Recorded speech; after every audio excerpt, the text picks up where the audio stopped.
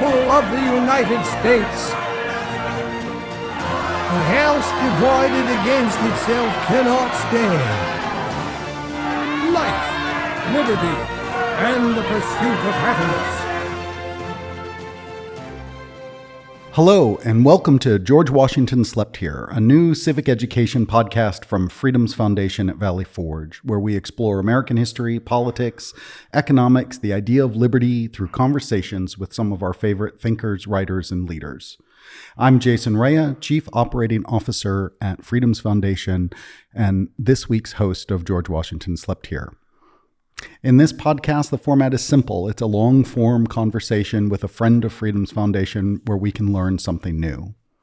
Before we go any further, we encourage everyone to subscribe to George Washington Slept Here wherever you listen to podcasts, and make sure you get every episode as soon as it is out.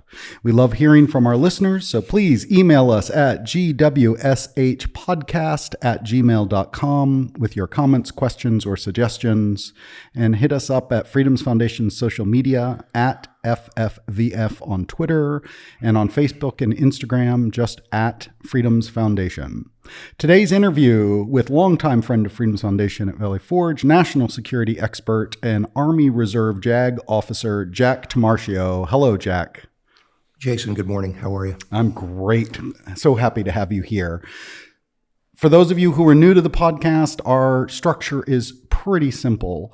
We're going to ask Jack about his origin story. We are then going to talk about sort of his career and what he's doing today. And then, as we do with all of our guests, we're going to jump into talking about America today, and particularly the subject of political polarization, common ground, and how we can better interact with our fellow Americans. And finally, we end with a quiz, as we do every week. So, Jack, tell us, where were you born and raised? Well, I was born in Philadelphia, so this isn't that exotic, considering we're in Valley Forge. I was born in Philadelphia. I was raised in the Philadelphia suburbs, the western suburbs, not too far from here, in a place called Marion, Pennsylvania, and Bryn Mawr, Pennsylvania. Went to grade school in Marion, Pennsylvania, and high school in Malvern, Pennsylvania, and graduated from Penn State University with a bachelor's degree in history. That's the early educational background. So who were the people, what were the things that influenced you early on and sort of, set you on your path that eventually led to Penn State and law school?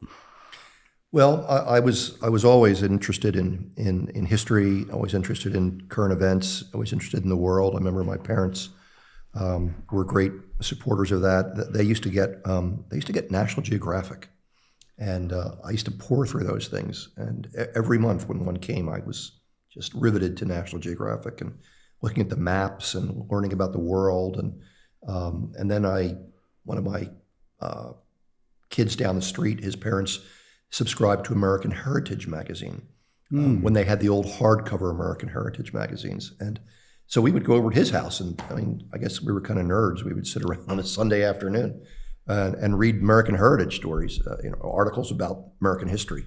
And I was always interested in the military. My father was a World War II veteran. My uncles were all World War II veterans. Everybody's dad in my neighborhood was a World War II veteran. So, you heard a lot of these stories. And I was just interested in the military, and I was interested in the military and in history, and I just had a real affinity for that. And I majored in history because I liked it. And somebody told me, major in what you like. And so I could have majored in something I didn't like some of my friends did. They majored in things I didn't like, but they did it because they thought, well, I don't like accounting, but I'll major in accounting because I can get a job as an accountant. That's funny you say that, because that was always the fight with my parents. Is I ended up, majoring in philosophy, and they kept saying, "Well, why don't you take an accounting course?" Yeah. And I'm like, I don't know. And I still find to this day, even though I work very closely with our accounting department, I'm not a fan of accounting. So it was a good choice. Yeah, absolutely. And I'm very happy that I was a history major, and my daughter was a history major. One of my kids was, but no, I think it was a great major. And the reason I went to law school was because I I didn't know what to do with a history degree. I thought, well, I don't think I want to teach, although maybe I would have liked it. I don't know. I know you were a teacher, history teacher. But I also was going to go. I was also going to go in the Army because I had an ROTC scholarship to college, and so I know I owed the Army a couple years. I owed them 4 years of active duty, and when I was at basic training, I remember walking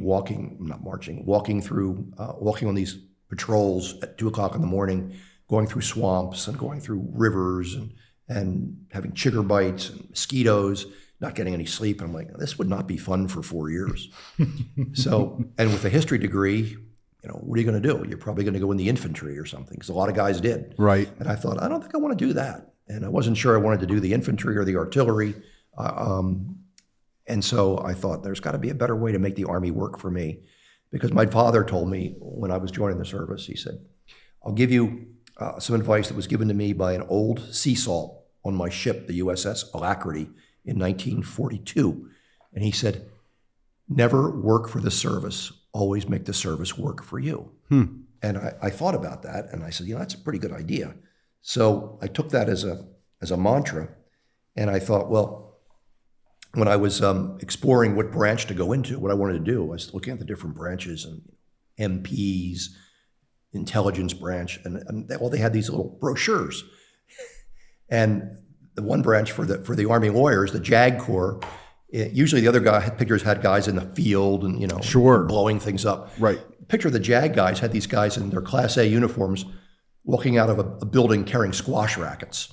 And I thought, ooh, squash rackets, that's like a pretty nice thing to do, because I played squash. There you go. So I said, I think I'll try the law school thing. So I decided I would shoot for law school, and I got into law school, and I received an educational delay from the Army to go to law school. And it worked out well, because I got to go to law school for 3 years. The Army didn't bother me for 3 years. I didn't have to do anything. I was a commissioned officer. I didn't get paid, but that's okay. And then at the end of my 3 years, I took the bar, passed the bar, and then I got orders and said, you're hereby, reporting to, this is where you're going to be. Okay. So you used the ROTC scholarship to get through Penn State. You owe the Army a certain amount of time, 4 years, and then as you're looking at where to go, you decided on the law school fit both with your history degree as well as a path in the Army that looked a little more inviting. And of course, for those who don't know a lot about JAG, the Judge Advocate General Corps, those who have seen the different branch, but same idea, the great movie with Tom Cruise and Jack Nicholson and A Few Good Men. That's what JAG does, is you're prosecuting or defending things that happen within the military that are violations of the code or civilian law as well, correct? Yeah, well, you do a lot of things, and for me it was, I still want to do Army stuff too. I did enjoy the Army. So I volunteered to go to jump school, and I became a paratrooper. And not many lawyers in the Army become paratroopers. So you're probably know what you're going to do. They're probably going to be sent to an airborne unit. But I wanted to do that. I wanted to jump out of airplanes, and I thought that would be something that would be really exciting and interesting. And I couldn't get into the Army jump school because they had some rule that said you can't go to a graduate school until you can't go to what they call a TDY school, a temporary duty school, like airborne school, until you finished your officer basic class. And since I wanted to go when I was commissioned at 22 after college, I didn't want to go at 26 after law school and the bar exam. Right. I couldn't get in, and I found some guy who was a Marine midshipman at Penn State, and he had these really cool gold wings on. I said, how'd you get those wings? Because I went to the Navy Marine Corps jump school. I said, I didn't know there was such a school. He said, there is. I said, where is it? And he said, Lakehurst Naval Air Station, New Jersey. I said, that's really close. Not far. So I said, can I go? And he said, I don't know, but I'll give you the phone number. And I called this guy up there, and he was a crusty old Marine, gunny sergeant. And he said, you can get orders from the Army, we'll take you. So I went back, and I wasn't even in law. I hadn't gone to law school yet, but I played lawyer. And I said, I'd like to go there. And they said, you can't, because you got this regulation. I said, but it says I can't go to I can't go to a TDY Army school. This is a TDY Navy school. And they're like, well, yeah. I said, therefore it doesn't apply. I said, well, technically it doesn't. I said, therefore I can go, and I'll go on my own nickel. And they're like, so you won't be, if you get hurt, I said, it's on me. If you break your leg, it's on me. So I went. So in other words, you were definitely meant for law school. Probably was at that time. Yeah. So you go to law school. You pass the bar. Yeah. You're now in the Army, 82nd Airborne. Yeah. Where do you end up, and what's your military service look like for the next 4 years? Well, it's really interesting. I mean, it was 4 years at Fort Bragg, North Carolina, which is not the garden spot of the world, but it was where a lot of things happened. And in those 4 years, I did about everything I think I could have done in 4 years as an Army captain in a JAG. First of all, you start out doing legal assistance. You're just dealing with soldiers and their minor or major legal problems. They do that for about 8 months, 9 months. And then I became a prosecutor. And the idea is that they want you to be a prosecutor first because you're going to be in the courtroom and you're going to make mistakes and you're going to learn. So they said, well, if you're going to make mistakes, you might as well make a mistake on the government's time and dime, not on a defendant's time. That's really progressive. It is progressive. To think that if you're going to make a mistake, make it on the prosecution side, whereas you don't make a mistake and somebody's innocence is lost to the system because you didn't get something right. Right. You're sending some poor slob to jail because you screwed up. Yeah. In some ways, I think the way Freedoms Foundation, our people would think about it, it's like that idea of, the civil liberties of the individual outweigh, in some ways, at least for young lawyers in the JAG Corps, getting the prosecution right. That it's like if you have to choose one, we want to make sure that the person being defended innocent until proven guilty, that they're the top priority. And that's interesting to know. I don't know that I would have thought that. Yeah, the idea was really, again, as you say, it was progressive, and it really was to protect the rights of the accused. Because, when you're a brand new lawyer, you're going to make mistakes. Absolutely. No matter where you went to law school or how smart you were, you're going to make mistakes. So I did prosecution for a while, and then, your seniors determine whether you're ready. And one day I got a call from my colonel, and he said, we think you're ready to go over and defend people. I'm like, really? Okay. And I absolutely love the defense work.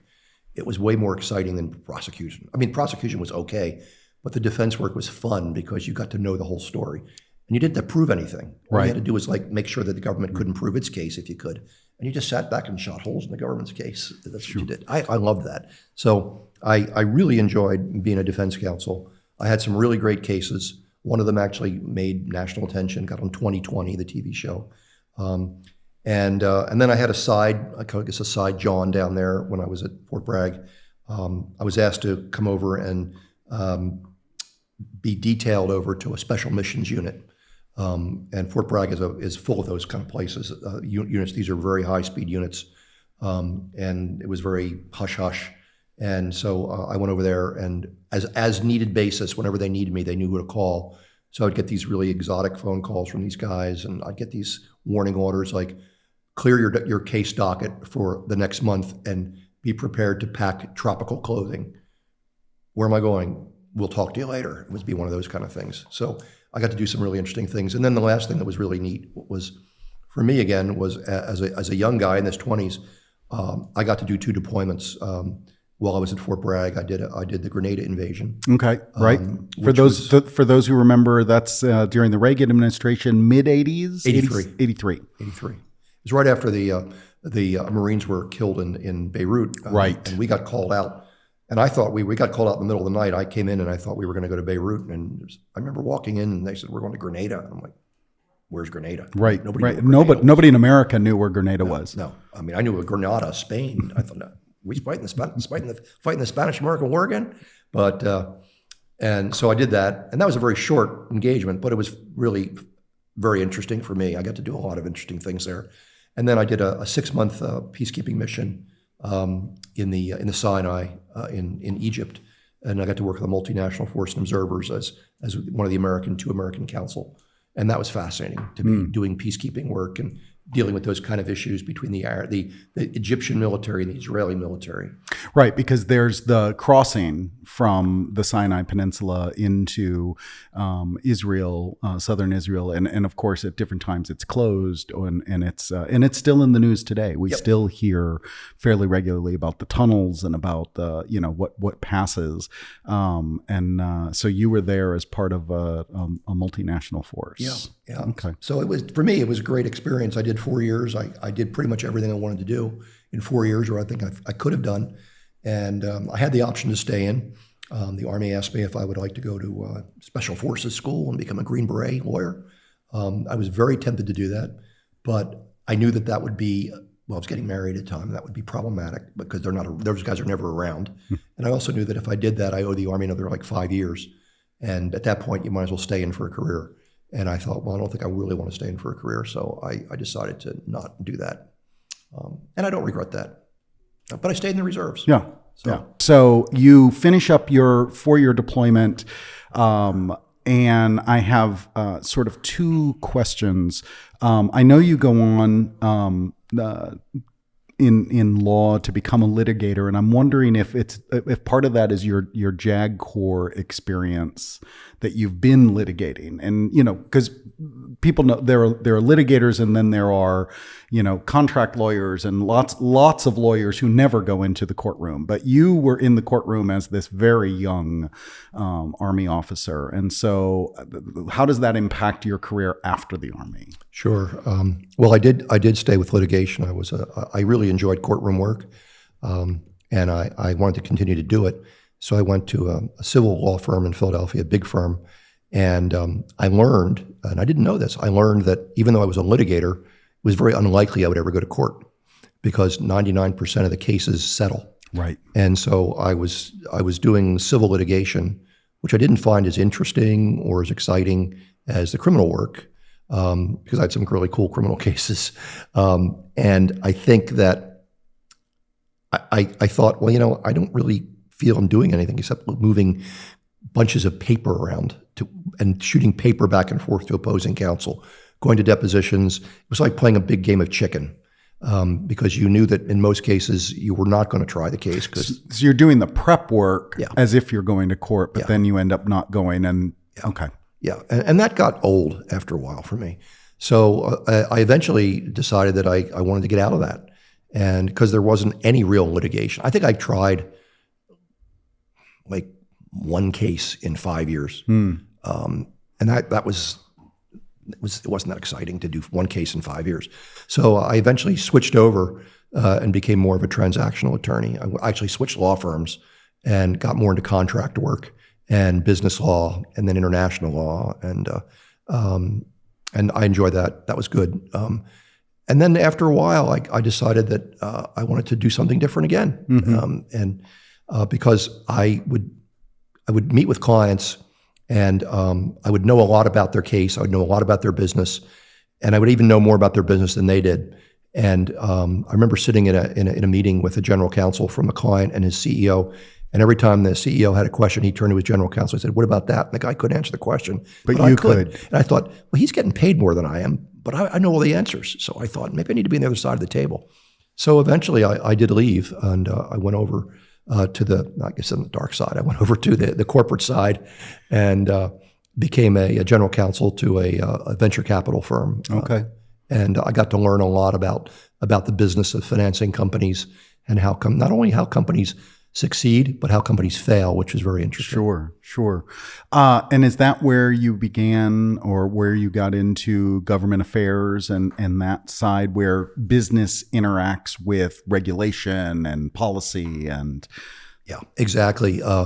Eventually I found myself existing at a nexus between business law and policy or politics. Sure. And because of that, I got to know a lot of people in the political sphere. People would ask me to do favors for them. Don't you know Senator so-and-so's chief of staff? Yes, I do. Could you help me? Could you get a meeting for me? And I eventually thought, well, there's a business there. And at the same time, I was getting a graduate degree at Penn in government affairs at the Fell School. And I thought, there's a business model here that I think I could execute. And so a partner of mine, a classmate of mine, and I founded a partnership. We founded a firm called Hill Solutions, which was a a government affairs and business to business, business to government consulting firm. And we built that from just 2 or 3 guys to about 20. Oh, wow. And with offices in Philadelphia and in Washington, D.C. And then after 9/11, we saw another need, which was a consulting firm consulting state and local governments in national security and counterterrorism, because now after 9/11, all the state and local governments were in the counterterrorism business. Sure. But they didn't know how to do it. Right. And even the local police, the state police, they didn't know that world. So we thought there was a business opportunity there, and we founded a firm called Homeland Solutions. So we had Hill Solutions and Homeland Solutions. And we had those for collectively about 6 or 7 years. And then we sold them both. Okay. And it was not long after you sold them, if I remember correctly, that the White House came knocking on your door. And you've talked about this at different times here at Freedom's Foundation to some of our teacher groups. And I wonder if you just recount sort of that early process of when they came and I just read the article that you wrote a dozen years ago about that, and the number of offers that came before the final one that you actually accepted. Yeah. I wasn't playing hard to get or anything. This all happened again. I was still in the Army. I was an Army Reserve officer, and I had done one more deployment in the Gulf War in 1990, Desert Storm, Desert Shield. 1991, and I was now in the special operations community as a JAG officer in special ops, and then I became a civil affairs officer and commanded a civil affairs battalion. And then after I finished that, I had to find somewhere to go, and I got an assignment over the Pentagon, and I was working at the Office of Special Assistant to the Assistant Secretary of Defense for Special Operations and Low Intensity Conflict. It's a very long title. You've had a couple of very long titles. Yeah. OSD SOLIC. And one day I was called in on my cell phone by my boss, who was an assistant secretary, and he said, "When are you coming into the building again?" I said, "Not for 2 weeks." And he said, "Well, I want you to come in tomorrow." I said, "Okay." He said, "I want to go to lunch with you." That didn't look good to me. I thought I'm going to be fired or sent to Adak, Alaska for the next 5 years. So I went down there, and he said, we'll go to lunch at the senior lunchroom, which is only 2 stars and above. Wow. And he brought his special assistant with him, his principal deputy. So I thought, well, he's got a witness now to shoot me. So I thought I was in trouble. And he said, "We have a new mission for you." So here it comes. Here it comes. And he said, "We want you to go and detach and reattach yourself to the Undersecretary of Defense for Policy," which is a big deal down there. It's the number 3 guy. "And we want you to lead essentially a study internally on whether the Department of Defense used or misused intelligence to justify the invasion of Iraq after in 2002 or 2001. And so this is essentially, what some of us remember, Colin Powell testifying that this is the intelligence that says we need to go into Iraq. We have weapons. There's weapons of mass destruction, and they didn't have them. Right. We never found them. We never found them. And so I was asked to examine that. And so I led an 18-month study of that with about 5 contractors. Everybody opened the kimono to us. We saw all the secret cable traffic from CIA and everybody else, and even from allied intelligence agencies. And at the end of the day, I remember writing in my office in Philadelphia on a weekend are my conclusions of law and findings of fact. And what I found essentially was I found smoke, but I didn't find fire. And we couldn't directly point out that someone had broken the law and someone had misused intelligence or shaded intelligence in such a way as to predict or allow our policymakers to make the wrong decision. Didn't see it. Was there smoke? Yeah. Was there actual evidence? Couldn't find it. Oh, interesting. So that was submitted and then classified it. And shortly after that, like about within 3 weeks or so, I've received a phone call from somebody I didn't know at the Pentagon saying they'd like me to come down to the Pentagon and interview for a position. I said, "What kind of position?" I said, "It's Assistant Secretary of Defense." I'm like, "For what?" There's a lot of those positions down there. Is it for more than any of us think? Yeah, there are. I mean, is it for for carpet cleaning or what? What am I going to do? Do the windows? And he said, no, it'll be for detainee operations. I said, detainee operations, is that the guy that would run Abu Ghraib prison and Guantanamo Bay? And he said, exactly. Now, I knew that was a bad place to be because the 2 assistant secretaries for that job had both been fired. And I thought, not a good career choice. So I turned it down. And then they came back and offered me something at the Defense Intelligence Agency in an advisory role. And I knew enough about Washington, having been a lobbyist down there enough for a number of years through Hill Solutions, that anything that has advisory on it in Washington is bad because nobody will listen to your advice. So I turned that down. And then they came back and offered me a position as the Deputy Drug Czar at the ONDCP, Office of National Drug Control Policy. Fortunately, I had an old Army buddy that had that job under the Clinton administration. So I called him in California and I said, Tom, do I want this job? And he said, it's a great job, but you don't want it. Especially now, especially after 9/11. I said, why? And he said exactly what you just said. He said, because once the war on terrorism started, the war on drugs ended. Right. No one will care. Right. And no resources. That's what we saw in all of the alphabet agencies after 9/11 is their mission becomes laser beam focused on terrorism and anything else that they might have been concerned with. I mean, even Department of Treasury isn't looking at counterfeiting until it becomes part of terrorism, even though that had been their main mission for decades. So I before I forget, I want to sort of remind everyone that part of the reason why the Defense Department asked you to do this investigation of the use of defense intelligence is because you were familiar with Washington, D.C., but not of Washington, D.C. Why was that important? Yeah, this came up several times during this whole process, and even later when I actually got an offer to go into the Department of Homeland Security. One, they liked the fact that I had a law degree. 2, they liked the fact that I had a top secret security clearance that was valid and still active. And 3, and probably the most important thing, I didn't possess a beltway optic. Right. You were really from beyond the beltway. So you looked at things differently, which I guess is true. I didn't know that, but those are the three reasons.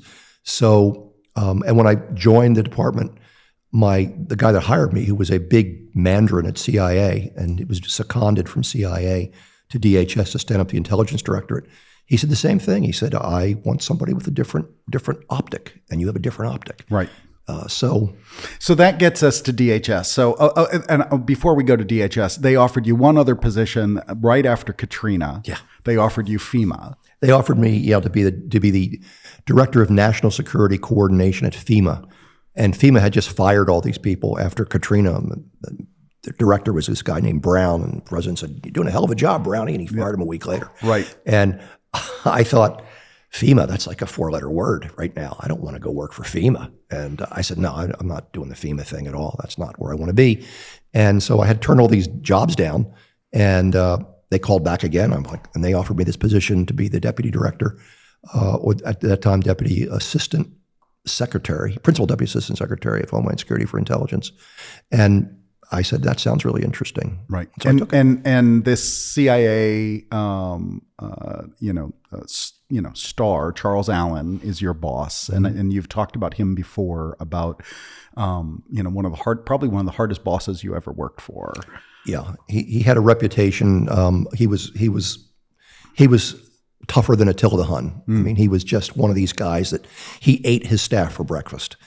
He came in at 4:30, 5 o'clock in the morning, and didn't leave till 9 o'clock at night. He was he was brilliant. I mean, you couldn't outthink this guy. He'd been in the intelligence community since 1957, and he knew where all the bodies were buried. He'd been involved in everything: Vietnam, Iran-Contra, the Berlin Wall. He did it. He was there for everything. And he was just brilliant. He was a brilliant guy. And we got along famously. I was told that, he's going to be really tough to work for. He was not tough to work for. He was great to work for. Tremendous mentor, taught me a lot, learned a lot. It was the hardest job I ever had in my life. People said, what it's like? I said, it's like combat operations, except you're wearing a suit. And what people have to remember is this is in the earliest days of DHS, where you are standing up, one, a new cabinet level agency, but two, there is, and this is going to get us into an area that I'm very interested in, and we've talked about before, and I think our listeners will be interested in, is the domestic intelligence very quickly can run afoul of civil liberties. And talk a little bit about the work you were doing, but also that intersection with our people have rights in this country that maybe they don't have another. I'm sure the FSB doesn't have to worry about the civil liberties of the Russian people when they're doing domestic intelligence, but you did, very much so. Yeah, we did, and we operated, in a situation where we always had to be concerned and cognizant of civil rights and civil liberties. That was paramount to us. At the same time, of course, we had to collect information, and we had to turn it into actionable intelligence, or whether it was just white noise. But probably the hardest thing to do there was the fact that we were, as you said, we were a stand-up directorate. Intelligence and Analysis, we call INA, was a stand-up directorate within a brand new federal agency, a new cabinet within the federal government. And that's like working in syrup every day. I mean, the inefficiencies were tremendous. The amount of process to get things done was just it was so tedious. And we had to get people deployed. States and large cities were standing up state and local fusion centers all around the country. And our job was to seed them with federal intelligence officers from the Department of Homeland Security. And so you would think to get a body from Washington and deploy him to Los Angeles for a 3-year tour of duty would be fairly easy. Not so much. It was difficult. And then to integrate that individual who's a federal intelligence officer, to work now with a watch commander who's a state police guy or a PD guy from a large city, and say, you work for them. You are a rep, but you work for them. And then to work side by side with FBI, which was frankly a little tough to work. They're a little tough to work for. Sure, we all recall, and part of what you're trying to build is something where we all recall that language of they didn't connect the dots on 9/11, and what you're trying to do is make sure that that never happens again. Right. And you've talked in the past about how this is really a trust building exercise between federal, state, local, between interagencies at each level, but then between the 3 levels themselves. Yeah, it's trust based. It's relationship driven. You have to be who you are and do what you say. And one of the things I did was I had cards made that I made myself because I couldn't get cards from the department because they couldn't do it fast enough. And then they finally gave them to me. They had my name spelled wrong. And I said that. And then they had the email wrong. I said, these are worthless. But they said, well, that's your cards. I said, they're wrong.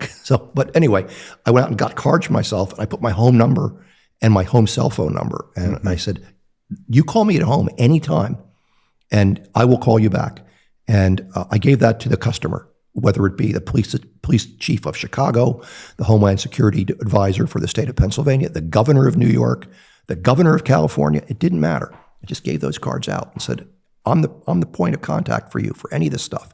And we would get phone calls like, hey, we just saw in the paper that something's happening in my state. Is that something you need to worry about?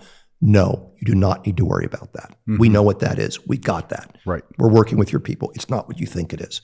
That went a long way of building trust with our customer. And we had tough customers because they were politicians, they were governors, they were mayors, they were chiefs of police. But they're answering to their own constituencies, but they also need to protect those constituencies.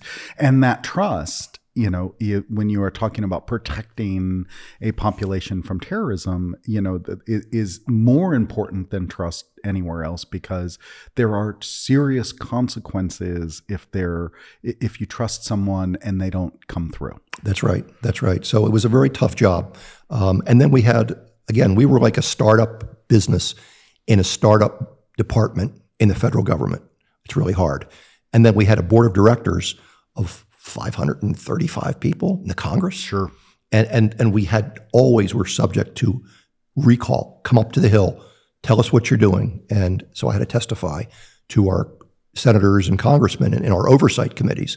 And, it was always harder to testify to House members because they were always running for office. Senators were a little bit more lenient with you because they had a 6-year term up there, but they'd ask a lot of hard questions, and they were mugging for the camera too, and C-SPAN.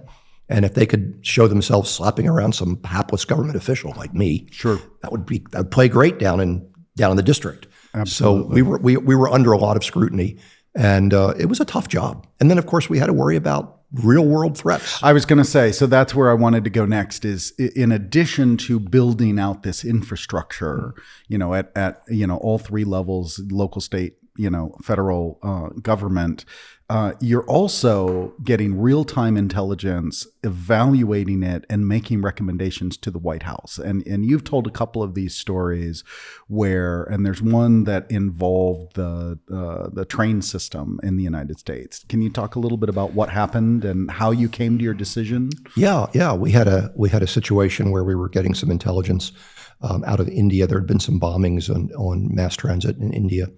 And there was some intelligence that said this was the beginning of a worldwide conspiracy attack against rapid transit systems in Europe and possibly the United States. And there was going to be a possibility that mass transit in the major cities were going to be targeted. So I was in charge of the whole directorate then because my boss, the great CIA Mandarin, the all-knowing Charlie Allen, was on vacation.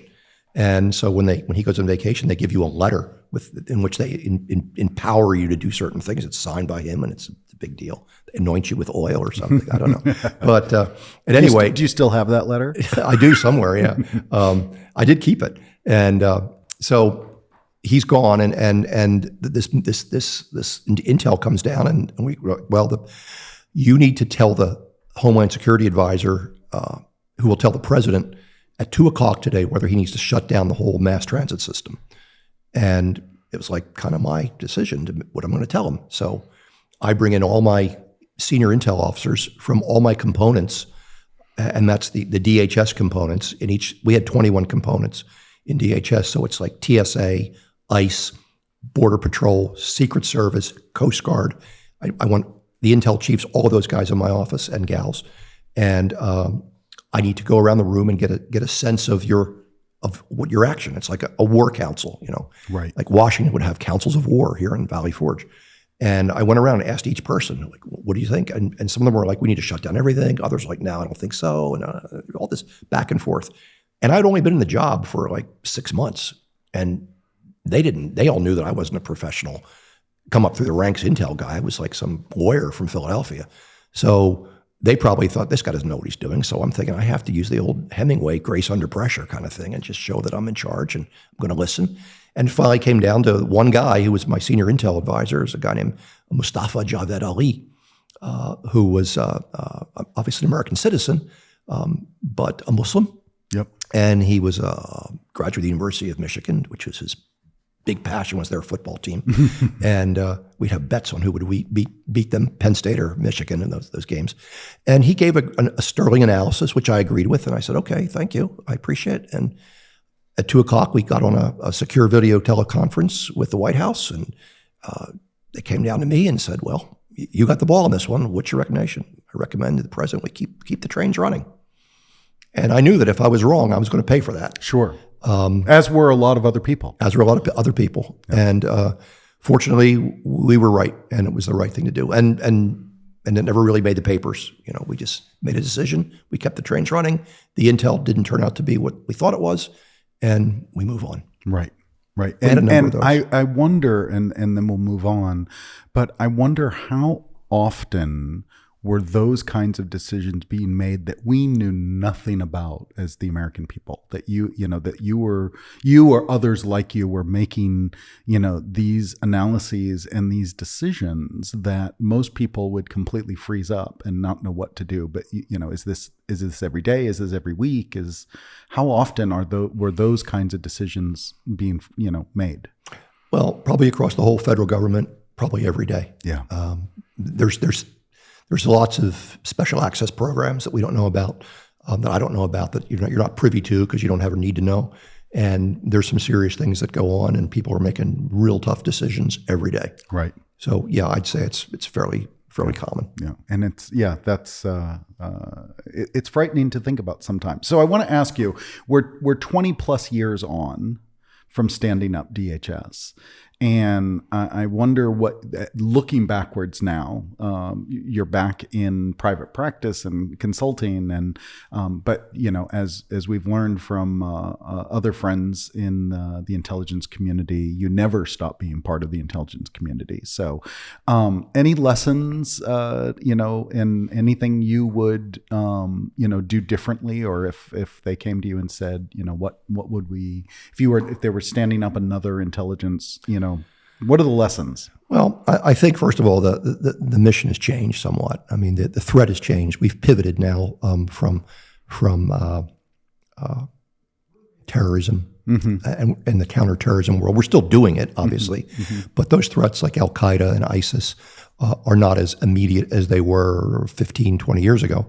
We're now in a peer competitor world with Russia, China, Iran, North Korea. It's a state to state. It's going on in the Ukraine, and watching China get bigger and bigger and becoming more aggressive in world politics and geopolitics. So I think there will always be a need to have this domestic intel. I think that the DHS probably doesn't go away. I don't think it's a department we get rid of, because we don't know where the world's going to go in the future.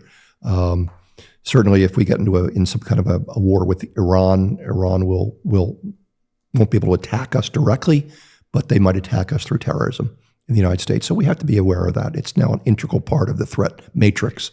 So I wouldn't get rid of that. I think that what I would say is that the department needs to exist. It needs to still be funded, and it needs to be recognized as still a player at the table.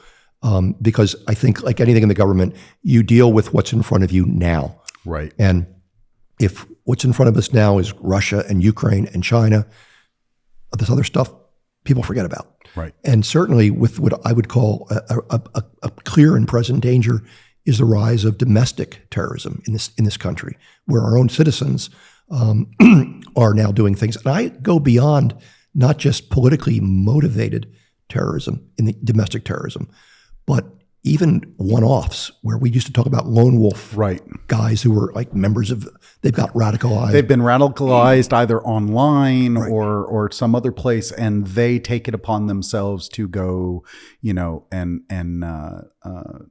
create great harm, but they're not part of a network. Much harder to respond to. And I take that even one step further, because I look at this what I call an emergency of mass shootings in this country. I mean, I don't think anybody would be considered to be an alarmist if they said, and I'll say that we'll probably have 5 more shootings in this country. It just will. I'm sure we will. And we're in a situation where I think that is as much of a threat to our homeland as it was if Al Qaeda was doing that. But these are our own people. And we need to find a way to deal with that, and we're not dealing with that. So I've actually been working on an op-ed as a former Homeland Security undersecretary that I'd like to publish and write, talking about how we're in as much of a danger with domestic shooters, active shooters, as we were with potential people from ISIS or Al Qaeda coming to our shores and doing mass killings. Right. I mean, in Las Vegas, what did that guy kill? 150 people. Yeah. It's and I think that's a full on discussion. Absolutely. That but I keep coming back to this idea of why is it and people so quickly turn to devastating violence as a solution to whatever problem it is, and sometimes they're incomprehensible across the board. But whether it's one person or it's 100 people, it's this idea that this individual has a problem, an issue, and the option of violence seems like a good one, and that's something I can't wrap my head around. But it also seems like that has that has changed in some way, and I think we need to look at that as well as everything else. But I do want to. You've mentioned a lot of the things I wanted to talk about next, which is this. There are times, for those who read the news, it's the world is burning. It's Russia, Ukraine, it's China and Taiwan, it's a nuclear North Korea, it's immigration on the southern border, it's failed states, starting with Afghanistan. What do you see in the world that you're most concerned about, that we ought to be thinking about, that we're not thinking about? What's your sort of analysis? Well, it's kind of grim right now. I think we're in a very dangerous position. I look at the world somewhat akin to the 1930s with the rise of fascist powers. I think certainly the Russians are in a mel of a hess, or a hell of a mess, but the old mel of a hess is one of my teachers used to call it. With what's going on in Ukraine, they certainly are not performing well. But we have what I see to be pure World War II style aggression in Europe between the Russian state and Ukraine. And I understand a lot of their reasoning, or those that believe that they're entitled to do that, but I don't agree with that. But the bottom line is Ukraine is a sovereign state. And so that's certainly driving an issue of precedence of a World War II style grinding, almost a World War I style now, grinding warfare in Europe. We have a rising China, which, you can't stop a country from rising, but we have an increasingly aggressive China. They've made it no secret of the fact that they want to take Taiwan back. That's not going to be easy for them to do militarily. It's an amphibious operation, but they're across the whole spectrum. They're challenging us in many places, in many ways, economically. I was just going to say that, and they've weaponized their economics, their production.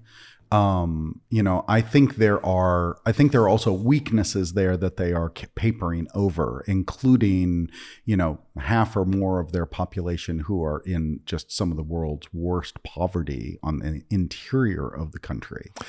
But it is, and nations don't quite know how to interact with China because they're so dependent on them for the production of goods.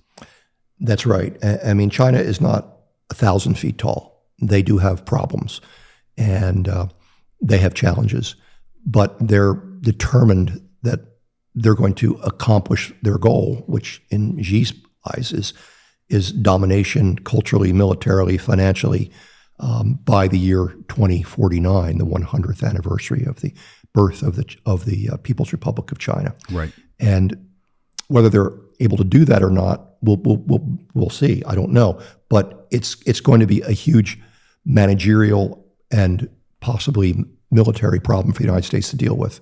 And there's just no getting away from that. I read an article in the Naval War College Review when I was in California, on my way to California, just about the rise of the People's Revolutionary Army Navy, which they call their Navy, the People's Revolutionary Army Navy.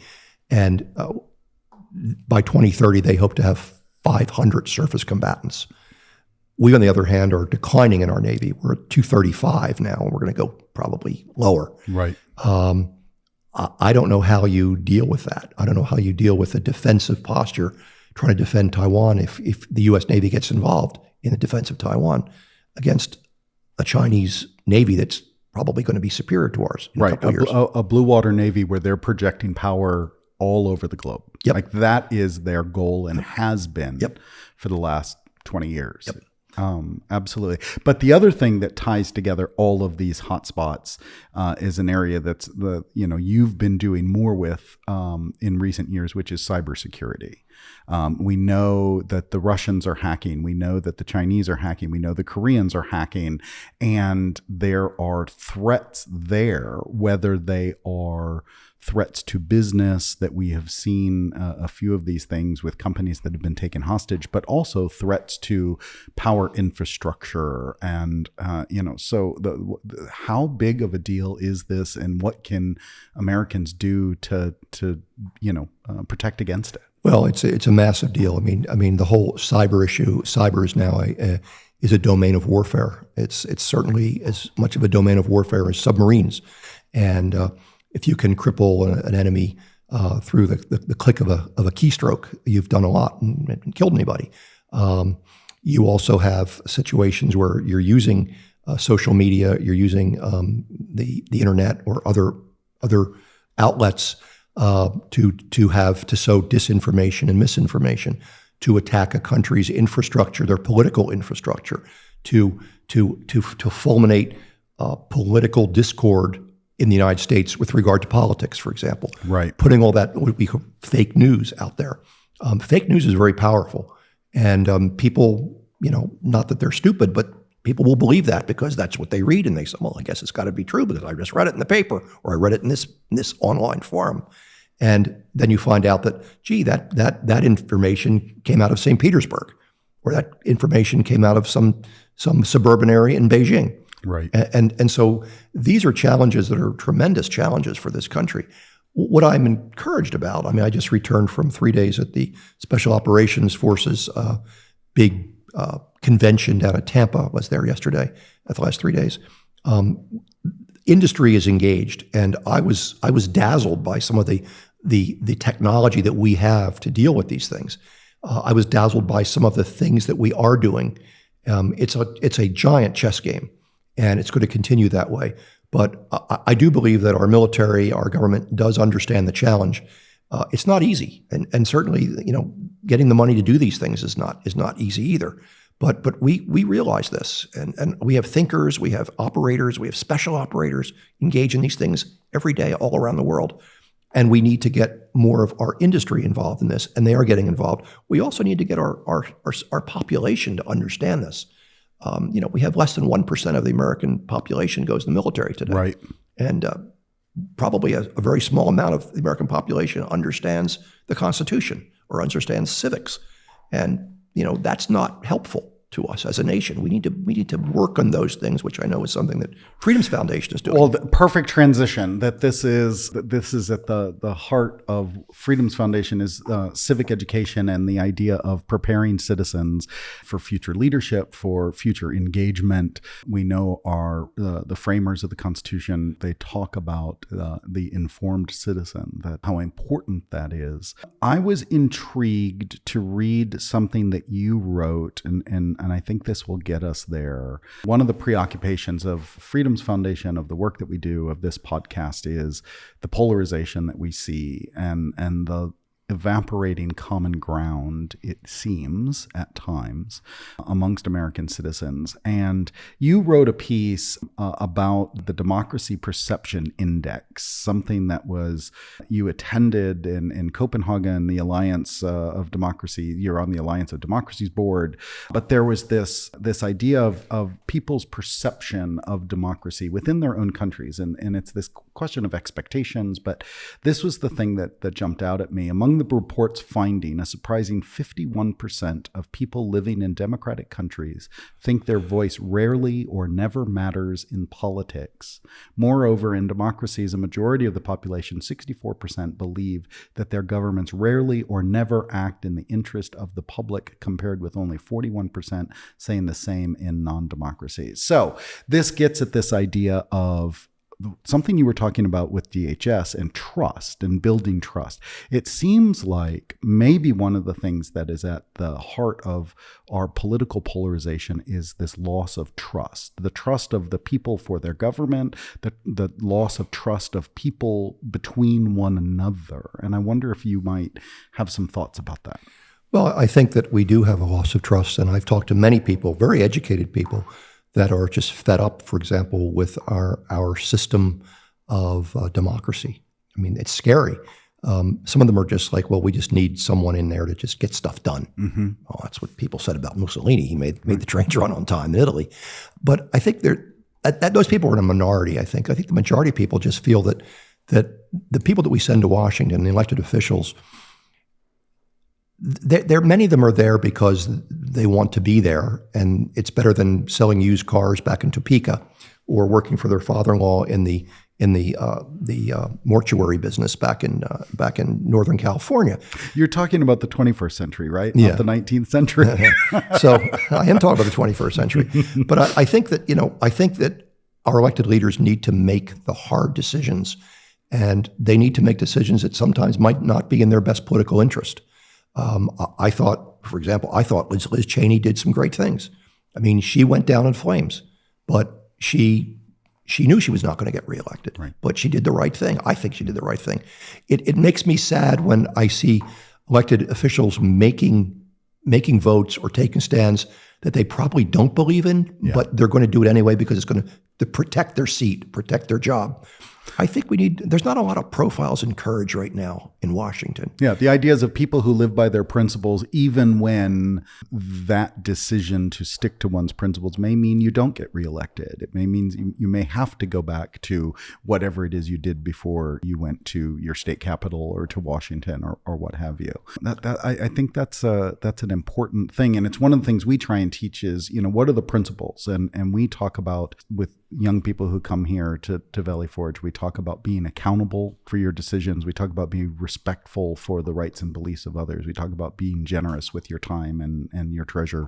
We talk about being productive citizens, and we talk about participating in our system. And then those are the principles. But how important it is for principles to guide decision making. I wonder if, what else you see as how do we, and maybe we were never there. I always want to be careful of romanticizing the past and saying everything was wonderful.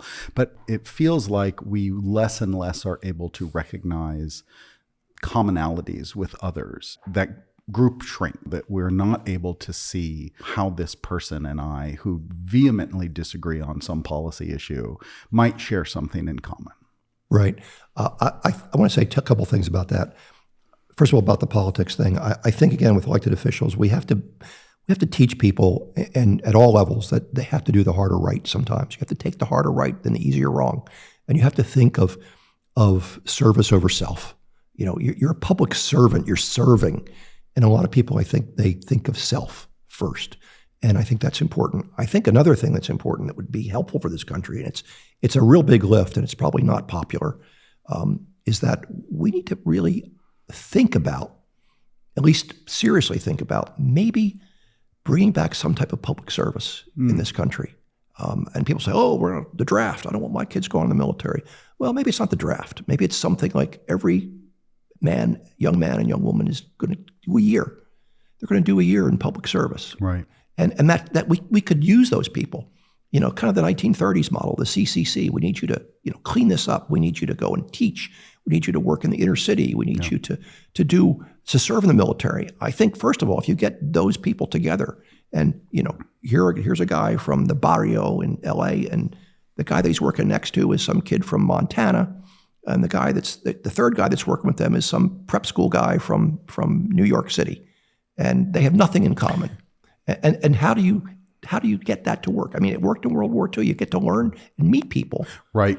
And you say, they're not bad. Those guys are good guys. And we have lost those societal structures that bring different people together. And I've heard a number of people who talk about the decline in church and synagogue, mosque attendance means that one of the places where rich and poor and middle class all came together, they shared this thing in common, this faith in a particular denomination. They showed up every Sunday without judging, why people do or don't go. But there was also, that bringing of people together allowed them to share different experiences and build respect and build trust that we've been talking about. And when that's absent, it's like, what replaces it? What now brings? Or bowling league. Back in, 60s and 70s when people bowled, there were people in those bowling leagues who represented all different facets of society. They had this thing in common and allowed them to interact. And they could argue about what bozo was in the mayor's office today or whether you supported him or not. But you had this common interaction. And that seems like what you're pointing at is, how do we replace that? in a way that it could be meaningful. Yeah, it's funny you should say that about bowling, because there's a book called Bowling Alone. Absolutely. And it studies the issue of Americans that they don't go to the Rotary, they don't go to bowling leagues, they don't go to church. Everybody's, especially even post-pandemic now. Yes, even worse. It has made it worse. Simply. It has. Yeah. And so you have people going to work 2 days a week, 3 days a week. I'm going to work from home. Whole offices that are closed because they're not returning. Yeah, and they're not coming back. They're not coming back. Yeah, and so you have that interaction that's now gone. It's been erased. And how do you build a fabric, a social structure of a country when everybody's sitting in front of a computer, and then you just do your own thing all the time? Right, and you select, within the echo chamber of social media, who are the people who already agree with you that you want to hang out with. Absolutely. And that's one of the things I love about the fact that the program that we do, our high school program called Spirit of America Youth Leadership Program, brings students from all over the country here to Valley Forge in person. We talk about the fact that we are low tech and high touch because we're doing residential programs in person. And it's amazing. It's amazing when you see these young people who are from urban and suburban and rural places all over the country interacting and debating. But there is something valuable in that cannot be replaced in the virtual world, because it's too easy to just find the narrow band of people who already agree with you.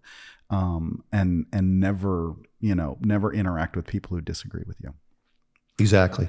I think we have to go back to that. I think we're very much of a fractured society. Yes. Right now. That's a great way to describe it. That fracture. Yeah. We usually end our podcast with a quiz. So I am going to ask you a series of questions. And it's just, whatever sort of comes to mind, and hopefully we'll learn a little bit more about Jack Tomarchio. I was a failed Jeopardy contestant. I will tell you that. I came in second on Jeopardy show. So I'm probably not going to do too good in this. Well, you don't have to ask these. You don't have to answer these in the form of questions. So you're okay. So excluding Washington and Lincoln, who's your favorite president? That's a great question. I'm a big fan of Teddy Roosevelt. Okay. I like it. Teddy Roosevelt, always been one of my favorites. Who is now this is really specific, but it came out of, I was interviewing Alan Gelzo in our first episode, and he mentioned something and it brought this question to mind, and then he gave me an answer that I wasn't expecting. So I love the question. Who is the best candidate who never became president? And I would say, feel free to be, in your lifetime, like who do you remember thinking that is that's who we need, and it just never happened? Well, in my lifetime, I liked Mitt Romney a lot. I thought Mitt Romney was and you worked for him. I did. Yeah.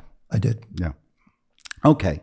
What one thing do you think every American needs to learn more about? Each other. Okay. I like that. If you had not become a lawyer, what would you be today? If I had not become a lawyer, I would probably become a lawyer. You'd just go later to law school. Yeah, no, I'm very happy with what I did. I probably, if I didn't become a lawyer, I would have probably, sometimes I would have liked to have, I had an offer to go in the CIA when I was coming out of the Army, and I turned that down. Sometimes I wish I had not turned that down. Oh, that's interesting. What pet peeve annoys you the most? And I always get, I have so many of them. I like to give examples, but mine was growing up in Florida. The directional that just stays on constantly as people drive perfectly straight down the road, and that was something that growing up in what was basically a very large retirement community, we had to live through. Pet peeve. My wife would probably tell you she always leave the lights on. And, I'll come home, they're like, every light's on. Why is the attic light on? I was up there 2 days ago. Did you ever think about turning the light off? Now that I own a house, I find that I've become my father, and I walk around the house in the dark, making sure, all the lights are You off. become frugal when you have to pay bills. Yeah, exactly. Let's see. What is your favorite movie, show, or opera? I do enjoy watching The Godfather every time I see it. Good. That's a classic. It's a classic, but I'll stick with The Godfather for now. So, and this is a question just for you. True or false? You have 2 credits on IMDb, the Internet Movie Database. Do I really? Yeah. I didn't know that. Yeah. So I guess that's true. I didn't know that. That's what it says. Now, there's one movie that you were an advisor on that. I was an advisor on The Old Man. Right. It's a TV show. Yep. I was advisor on a show called Jericho. I was an advisor on a show called Black Sails, but I didn't get credit for that one, which is fine. Yeah. And I am soon to be making my debut as a on camera in a show that will be released in 2024 that was filmed in January of 2023 about a fictional future type of January 6th attack upon the federal government. And I play the Secretary of Homeland Security. The entire show, all 6 hours of the footage was filmed inside a mock-up of the Situation Room in the White House. Okay. And that will come out next year. Okay. So I think that's the one, because one of them is sort of a future project. So I think that's the one that was the second one. I knew about The Old Man, but yeah, I don't have too many friends who have IMDb credits. So I didn't even know what that meant. Yeah. Okay. We'll run through the last things. One thing about you that most people, even people who know you, would be surprised to know. I'm probably a lot more liberal than people think I am. That's interesting. I've had people say to me, I know, for example, my wife told me this story about some woman said that her friend was marrying some guy who had an Arabic name. And my wife said, okay. And she goes, your husband must be enraged about that. Like, why would I care? Right. I don't care. Right. Know? But the assumption that because you're in intelligence and you're counterterrorism, and that I'm a Republican, right? Although I'm kind of a proud rhino, that I'm super conservative, and I'm really not. I mean, I believe that you need to look at all the sides of all the facets of the diamond before you make your decision. Right. And there are certain things that people say that that would be on the left that I'm like, okay, that might make sense.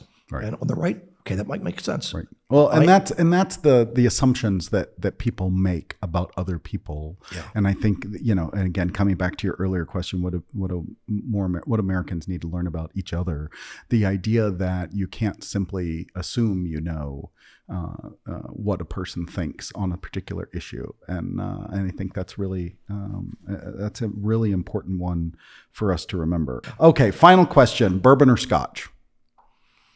I like them. Well, I don't drink that much, but I used to like Scotch more than bourbon, but I kind of like bourbon more than Scotch now. Okay. But I don't drink that much. No. And where I was down in Tampa, there were some prodigious drinkers at this convention, and I'm like, I'm going to switch to water right here. I'll have Pellegrino. Yeah. I hear you. Okay. Well, I want to thank our guest, Jack Tomarchio. I can't wait to have you back and expand our conversation. Just want to say thank you for coming, but also thank you for always, your willingness to come and speak to our programs and share with them your experience and your wisdom. I also want to thank our producers, Laura Kennedy and Sarah Rasmussen. And most of all, I want to thank all of our listeners. Please subscribe, follow, rate, and review George Washington Slept Here, wherever you listen to your podcasts, and tell your friends. To learn more about Freedom's Foundation at Valley Forge, check out our website at freedomsfoundation.org and follow us on social media or email us at gwshpodcast@gmail.com with comments, questions, and suggestions. Jack, thank you so much.